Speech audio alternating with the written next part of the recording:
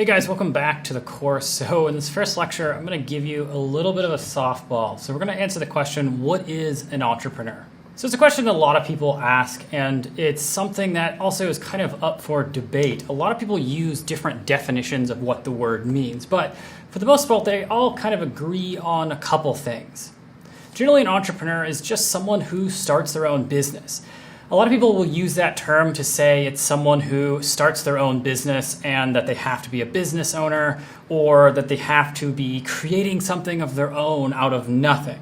For the purposes of this course, we'll just say that an entrepreneur is someone who starts a business, and that's the best way of thinking about it.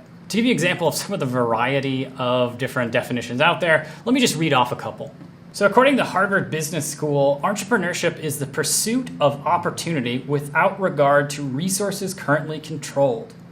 The Economist magazine says there are two distinctive views. The first is the popular view, that entrepreneurs are people who run their own companies, the self-employed or small business people. The second view is that entrepreneurs are innovators, people who come up with ideas and embody those ideas in high-growth companies. According to the U.S. Small Business Administration, an entrepreneur is a person who organizes and manages a business undertaking, assuming the risk for the sake of profit.